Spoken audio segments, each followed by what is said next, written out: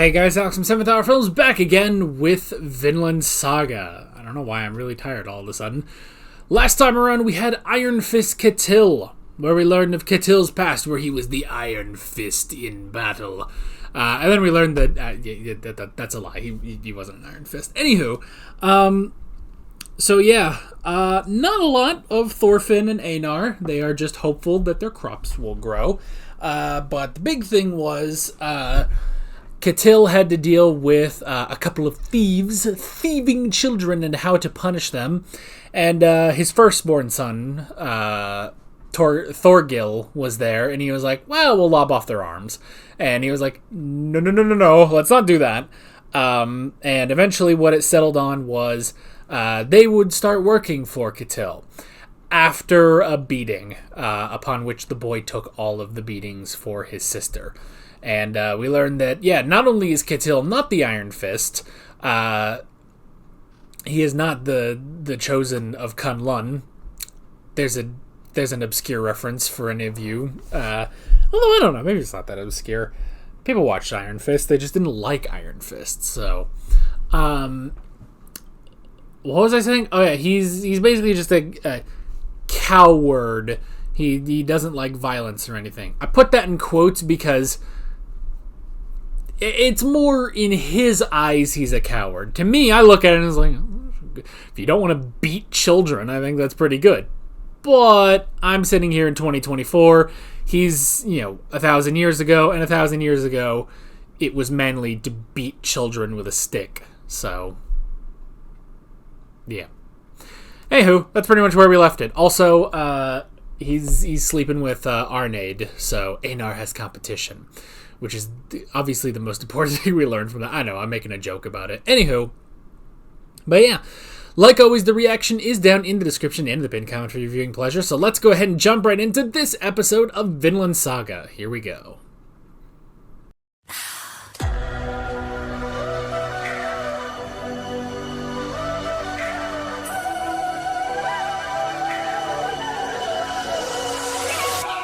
We talk about that, if you've never seen anime before, if you know someone who's never watched anime and has never really expressed interest in trying to watch anime, this is one of the top 5 anime to show a non-anime fan, And now I'm also going to start putting this in the same category, and stay with me on this, that I also put Mob Psycho 100, because Mob Psycho 100 is another brilliant show. We watched it here on the channel. If you haven't seen those reactions, you can go check those out. And definitely go check out Mob Psycho if you haven't. But Mob Psycho, honestly, Mob Psycho is the show that I feel like almost anyone, especially young people, need to see. That show will help a lot of young people. And I think I'm going to have to put this show in that category as well. Now, we've said this since the beginning. We've had this sort of question of, what is a man? And how this show kind of examines what does it mean to be a man, But I wouldn't even lock this off at young men to watch. I think anyone should probably watch this. And especially now, getting to this point, it's now we really get to see Thorfinn. It's an interesting thing of this episode really shows you how young Thorfinn is, And that's a strange thing to say.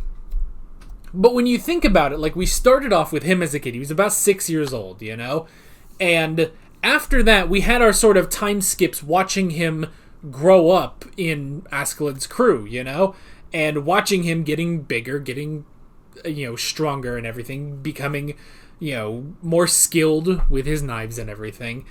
But now, here, at the oldest we've ever seen him, if anything, they emphasize how young he still is, And I like that. It's Thorfinn, at this point, how old is he at this point, I would say he's probably in his early 20s. I would say maybe 22, 23. Now, I could be wrong. I could be wrong about that. He could be younger than that. I mean, one indication you have to go on now is his beard, you know? Both he and Einar now have beards. Here's the thing. This beard, the beard that's on my face, I grew this 10 years ago when I was 17. So, I grew this when I was 17. And before that, for at least a year, if not 2 years, I had hair on my face. You know, just the sort of neck beard thing because... And I would shave it off. Like, it would grow out, I would shave it off, and I would, you know, remain clean shaven. And at one point, I was just like, you know what? I want to try having a beard. And my dad helped me. He shaped my neck hair into this beard. And after a month, it had pretty much grown in. And so, yeah, I was 17. I was a senior in high school when I grew this beard. I don't mean to brag, but I think I had one of the better beards among the other high school boys. There were a lot of boys in my senior class that had very patchy facial hair, whereas I had this, and it's pretty much stayed the same. Like I've let it kind of thicken out over the past year, but overall it's been relatively the same. So, and there is still a bit of neck hair down here, but that's just because I haven't shaved in a couple days. So. Anywho, so that's sort of a indication, basically, of where Thorfinn is. He could be in his early 20s. He could be 17. I think we are past that, because I think at the end of Season 1, I think we had it down that he was about 17, and it's been a couple years. It has to have been a couple years since then, you know. From what we saw, we had the time passing from Askeladd's death to where Canute is now, and that's 4 years. So if we go by that, Thorfinn is about 21. So at 21 years old, still, again, the oldest we have seen him. And yet, this episode highlights how young he genuinely is, you know? Because he looks around and he thinks, I can't do anything, you know? He doesn't know how to fix a roof. He doesn't know how to grow wheat. He doesn't know how to do any of these things. The only thing he knows how to do is kill. And that is it. He doesn't even really know how to cook, you know? He doesn't know how to cook. So he was just gonna, you know... He was just gonna get a rabbit, put it on a... skin it, put it on a stick, fry it and eat it like that, you know? It was Ragnar who introduced him to cooking, you know? I wish Ragnar... Because he died immediately after that. I wish Ragnar could have taught him some things, you know? Like, it's just amazing just how nice Ragnar was to Thorfinn so immediately, you know? And even Canute was to an extent, you know? Or at least he was hospitable to Thorfinn. So, but this episode, more than anything, I really like that it's like, you know, with how much has happened over the course of this show, all of last season and these 8 episodes of this season, but we just really see Thorfinn is still young. He is a young man, you know, and he has lived with hatred in his heart for so long. He has lived with this hatred for so long that now because, you know, the focal point of his hatred is gone, and if anything, he's not really I'm sure he's not forgiven Askeladd for killing Thor's, but, you know, that hatred for him, he does not hate him anymore. All of that is gone, and he just feels empty, you know? Like, when we first saw him at the beginning of this season, all he was doing was cutting down some trees, you know? I'm sure Ketil gave him the same offer that he basically gave him and Einar, but Thorfinn wouldn't have been able to do... Without Einar, Thorfinn wouldn't have been able to do anything, you know? The only thing he could have done is just cut those trees down, because that involves swinging a blade, you know? And he knows how to do that. He knows how to use an axe, even if it wasn't his primary weapon.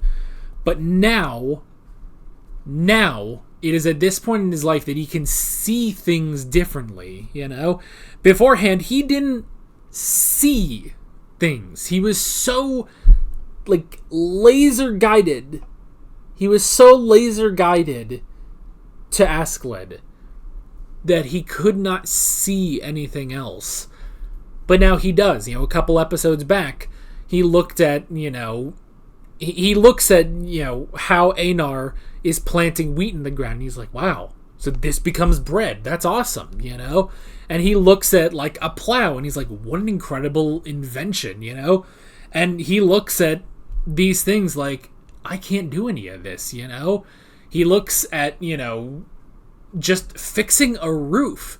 And here's the thing, too, because it's like, fixing a roof and catching fish with a net are things he would have learned in Iceland, you know? Like, he still would have learned these things. It's literally that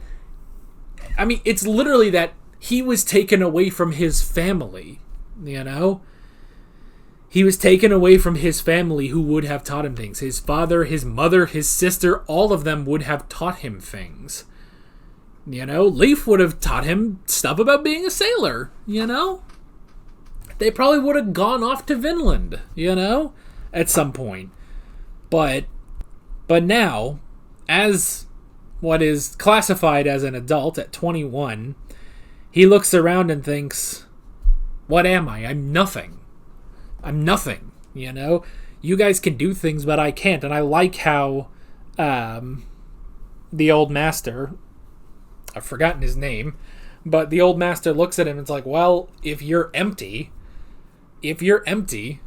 then that's fine. It means you can put something in, you know? Like, you know, there are sometimes, oh my god, this is a really random, this is kind of a random example, but I don't know how many of you guys watched Broadchurch. Maybe you did, maybe you didn't. If you did, I hope you also watched my reactions to Broadchurch that are right here on the channel. Because there was something in the third season, basically, where something terrible basically had happened, and, you know, the life of this woman was ruined, basically. And she was like, you know, what am I to do? You know, I pretty much have to stay and deal with all of this crap now. It's like, I can't just go anywhere. And I remember in my video, I was saying, it's like, you could go anywhere, though. Like, move to a different city, move to a different country, you know? It's like, at a drop of a hat, because, you know, that's in the modern day. It's not like where traveling is difficult 1,000 years ago. But it's like, look, you know, with our modern conveniences, like, you could just change everything about your life. You could move to a different country. You could do that, you know? Move to France.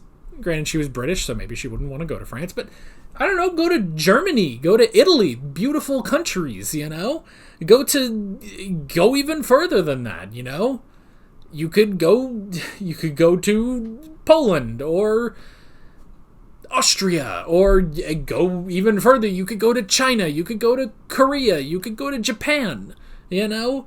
Like, it's never too late to change your life, you know?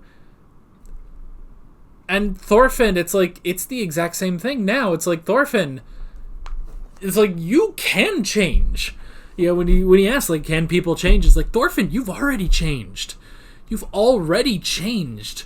Probably for the better. Now, you know, you have to complete the transformation still, but you're pretty much already started, you know? Like, I like the way he says, like, you know, if anyone looked at you, they would not think you used to be a great warrior, you know?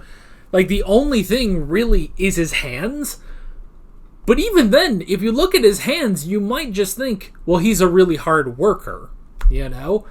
It's not until you see all the scars on the rest of his body that you would start to think that. But as he is now, he's just a person, you know? So I like that. I like that. I like that message that it's like, even... It's like, even though Thorfinn has been through so much, he's still so young. He could go do anything. Anything he wants,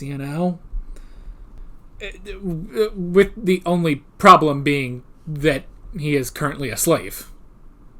Aside from that, though, I mean, granted, let's all face it, if Thorfinn wanted to run, they can't really do too much to him.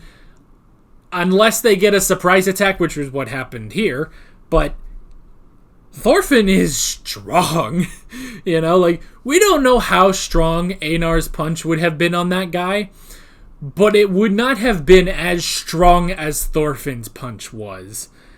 It looked like it broke 10 jaws. The guy only had one.